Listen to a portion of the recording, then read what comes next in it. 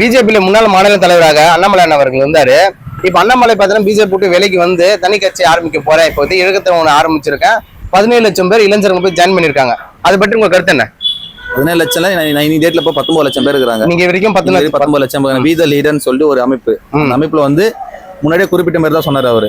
இது வந்து ஒரு அமைப்பா தான் இருக்கும், கூடிய விரைவில் ஒரு அரசியல் கட்சியா மாறும், அதுக்கு எல்லாம் உங்க ஆதரவு தெரிவிக்கணும், சப்போர்ட் தெரிவிக்கணும், அது விரைவில் அறிவிப்பேன்னு சொல்லிக்கிறாரு. இப்போ வரைக்கும் அமைப்பு தான். அது அரசியல் கட்சி வரும்போது அவர் என்ன சித்தாந்தத்தை கொண்டு வராரு, என்ன கொள்கையை கொண்டு வராருன்னு பாக்கணும். ஆனா நிறைய பேர் சொல்லுவாங்க RSS கை குழந்தை அப்படின்னு, BJP B team A team Z வரைக்கும் பேசுவாங்க. இவர் என்ன கொண்டு வராருதான் கேள்வி. இவர் என்ன ஒரு தமிழ் தேசியம் கொண்டு வராரா, திராவிட அரசியல் கொண்டு வராரா, இல்ல தேசிய அரசியல் கொண்டு வராரா தான் பாக்கணுமே தவிர, இது அதுக்கு முன்னாடியே வந்து 19 லட்சம் பேர் முட்டாளையும் சொல்ல முடியாதுல்ல. சொல்றது புரியுதா இல்லையா? 19 லட்சம் பேர் அவருக்கு வந்து மெம்பர்ஷிப் ஆகிறாங்க. அவங்க எல்லாம் பிஜேபில இருந்து வெளியே வந்தவங்க. இதுக்குன்னு நேரத்தை கொடுத்து இதுக்குன்னு போயிட்டு உள்ள போயிட்டு அவங்க ஆதார் கார்டு போன் நம்பர் கொடுத்து OTP கொடுத்து பார்த்தா பண்ணிருக்காங்கனாக்கா இருக்கும். அண்ணாமலை ஒரு மாற்றத்தை விரும்புறாங்க. அண்ணாமலை இன்ன வரைக்கும் தலைவரா பார்த்து பிஜேபி இத்தனைக்கும் போன எலெக்ஷன் வரைக்கும் பிஜேபின்றது ஒரு 2.7% தான் ஒரு ஓட் பேங்க் இருந்த கட்சி. அண்ணாமலை வந்து 5 வருஷம் பயணிச்சது கிட்டத்தட்ட 10%. நான் சொல்லுங்க 11%. கிட்டத்தட்ட உங்க மீடியாவே சொல்ற விஷயம் தான். 10% அவளுக்கு அங்க அண்ணாமலை மாநிலத்துல இருக்கும் போது 10% வரைக்கும் ஓட் பேங்க் உயர்ந்தது. எல்லாமே அண்ணாமலையை காலி பண்ணா மட்டும்தான் மற்ற அரசியல் கட்சி பண்ண முடியாது இருந்தது. போன வருஷம் 5 வருஷம் ஆளுங்கட்சி எதிர்த்து கேள்வி கேட்ட ஒரே ஆள் அண்ணாமலை மட்டும்தான். எதிர்கட்சியா இல்ல அவரு சட்டசபைக்குள்ள எதிர்கட்சி அதிமுக இல்ல, எதிர்கட்சியாவும் கிடையாது.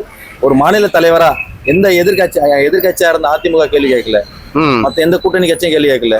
ஆளுங்கட்சியா இருந்த திமுக ஒரே கேள்வி கேட்ட ஒரே ஆள் அண்ணாமலை மட்டும்தான். அண்ணாமலை எதிர்த்து திராணி எதிர்கட்சியா கேட்டு திராணி அவருக்கு மட்டும் தான் இருந்தது. ஆனா அவருக்கு பதில் சொல்லக்கூடிய ஆளுமை யாரும் ஆளுங்கட்சியில கிடையாது, எதிர்கட்சியும் கிடையாது. அதனாலதான் அண்ணாமலையை பார்த்து பயந்தாங்க எல்லாருமே, எல்லா அமைச்சர்களும். ஓகே, அண்ணாமலை திமுக DMK ஃபைல்ஸ் சொல்லி கொண்டு வந்தாரு. அதுக்கு எந்த ஒரு ஆளுங்கட்சி மந்திரிகளும் MLAக்களும் பதில் சொல்லல. காரணம் அண்ணாமலை பயம், அவ்வளவுதான். அந்த பயத்தை அப்படியே மெயின்டைன் பண்ணாரு. இந்த பயம் அப்படியே இருந்ததுன்னா பிஜேபி வளர்ந்துரும் தெரிஞ்சுதான் அண்ணாமலை மாநில தலைவர் போஸ்ட்ல தூக்கணும் பிளான் பண்ணது. சில பத்திரிகை என்ன கேள்வி கேட்கறாங்கனாக்கா, இன்னைக்கு விஜய் ஜெயிச்சது வெற்றி வந்து விஜயோட வெற்றி கிடையாது, அது அண்ணாமலையும் சீமானும் பார்த்தா திமுக மேல என்னென்ன குற்றச்சாட்டு வச்சாங்க, என்னன்னா அதாவது ஊழல் பண்ணது எல்லாமே இவங்க தான் முன்ன பேசினாங்க. இவங்க பேசி அது ஒரு எதிர்ப்பு பார்த்தீங்கன்னா மக்கள் முன்னாடி வர வச்சு விஜய் பார்த்தா சினிமா மோகத்துல வந்து முதலமைச்சர் ஆயிட்டு போயிட்டாரு அப்படின்னு சொல்றாங்க. எந்த அளவுக்கு உண்மையா இருக்கு?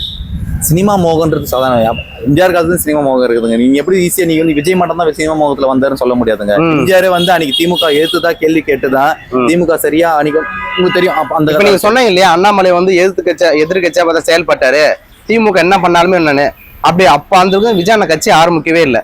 ஓகேங்களா? அப்படி இருக்க சூழ்நிலை இவர் பாத்தீங்கன்னாக்கா எதிர்கட்சியா செயல்பட்டு என்னென்ன பண்ணாரு, திமுக நல்லா கொடுமை பண்ணிச்சு அதெல்லாம் இவர் சொன்னாருல்ல. இவர் சொல்லி மக்கள் முன்னாடி அந்த வெறுப்பு உருவாயிட்டு அந்த ஒரு கட்சி பிஜேபி இருந்தாலும் ஒரு ஓட்டு போடல. இப்ப விஜய் வந்தோடனே மக்கள் ஆனவருக்கு அவங்க மாத்தி ஓட்டு போட்டாங்க. சோ அதை பத்தி உங்க கருத்து என்ன? நீங்க சொன்ன ஒரு விஷயம் தான். அவங்க எதிர்ப்பு தெரிவிச்சாங்க, இவரு எதிர்ப்பு தெரிவிச்சாரு. ஆனா விஜய்க்கு தான் ஓட்டு போட்டான்னு நீங்க சொல்றீங்க. அது ஒரு சாதாரண விஷயம் தான். விஜய் நீ சொன்ன அரசியல் மோகம் தான். அரசியல் மோகம் தான். விஜய் வந்து ஒரு கான்பிடன்ட் ஒரு லீடர் தெரிஞ்சாரு உங்களுக்கு. அண்ணாமலை மேல குற்றச்சாட்டு RSS பிள்ளை, பிஜேபி பி டீம் சொன்னாங்க, சீமான பிஜேபி பி டீம் நாங்க. விஜயும் சொன்னாங்க, யாரே கூட்டணி கட்சியில் இருக்கிற மார்க்சிஸ்ட் கம்யூனிஸ்டும் சரி, விடுதலை சரி எல்லாருமே சொன்னாங்க RSS பெற்றெடுத்த குழந்தை அப்படிலாம் சொன்னாங்க. இல்லைன்னு சொல்லல. விஜய் மேல மரியாதை மக்கள் வந்து ஆதரவு தெரிவிச்சாங்க, மரியாதை வச்சாங்க. விஜய் வந்து வந்த மக்கள் நம்ம மாற்றம் தருவாரு, அதை பண்ணுவாரு, இதை பண்ண எதுனா ஒரு நம்பிக்கை இருந்தது விஜய் மேல. இவங்க 2 பேர் மேல நம்பிக்கை வரல, அவ்வளவுதான் வித்தியாசம். சீமான் மேல ஒரு குற்றச்சாட்டு இருக்குது, அண்ணாமலை மேல ஒரு குற்றச்சாட்டு ஒண்ணுக்குது. பிஜேபி பி டீம்னு விஜய் மேல குறிப்பிட முடியல, அவ்வளவுதான். அதனாலதான் விஜய் மக்கள் ஏத்துக்கினாங்க. இப்போ ஒரு இயக்கமா இருக்கும்போது 19 லட்சம் பேர் வந்திருக்காங்க சொல்றீங்க.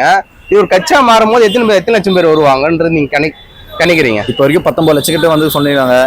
அது கட்சியா மாறும் போது பிஜேபியில இருக்கிற பாதி பேர் வந்துருவாங்க. பிஜேபி ஒரு கட்சி இருக்கா தமிழ்நாட்டுல? இருக்குது, இன்ன வரைக்கும் இருக்குது. ஏன்னா ஆரம்பிச்சா